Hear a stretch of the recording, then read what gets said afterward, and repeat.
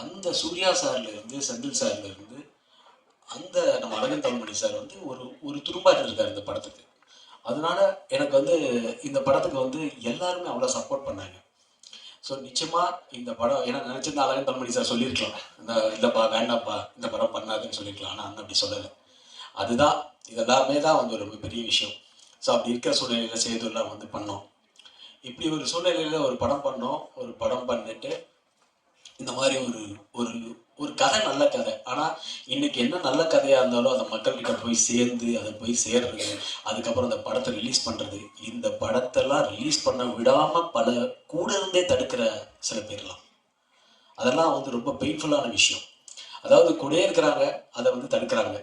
Cinema வந்து இன்னைக்கு வந்து இந்த இடத்துல நாங்க நிக்கிறோம் ஜெயிச்சிருக்கோம்னா சாதாரண வெற்றியா நான் நினைக்கவே இல்லை.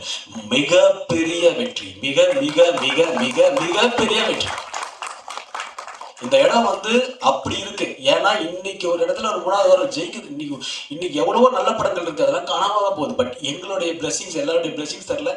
இதுக்கு போராடி போராடி போராடி இந்த படத்தை நிக்க வைக்கணுன்றதுக்கு வந்து நாங்க ஒவ்வொரு நிமிஷமும் போராடின ஒரு விஷயம் இருக்கு இல்லையா. ஒவ்வொரு நாளும் பண்ணிடுவதற்கு தெரியும், சேதுக்கு தெரியும், எல்லாருக்கும் தெரியும், தாரிமலுக்கு தெரியும். கூடயே இருந்தாங்க, எனக்கு கூடயே நான் ஒருத்த மட்டும். எல்லாரும் சொன்னாங்க கஷ்டப்பட்டு கஷ்டப்பட்டு பண்ணேன். நான் இஷ்டப்பட்டு பண்ணேன், இஷ்டப்பட்டு தான் பண்ணேன், கஷ்டப்பட்டு பண்ணலை. நான் இஷ்டப்பட்டு தான் பண்ணேன். அப்படிப்பட்ட ஒரு தொழில் தான் இது. இதை வந்து இது ஒரு சேலஞ்சு. இது வந்து கடவுள் எனக்கு கொடுத்த ஒரு லாஸ்ட் சான்ஸ் தான் நான் நினைச்சேன். எப்படி ஒருத்தர் திருநெல்வேலி படத்துல ஒரு இட்டு கொடுத்தானோ 25 வருஷம் ஆகுது எனக்கு இன்னொரு படம் இட்டு கொடுக்கறதுக்கு. இன்னைக்கு அப்படி இருக்கு சினிமா. எத்தனையோ படங்களுக்கு சேமா தான் உழைக்கிறோம், அதே தான் உழைக்கிறோம்.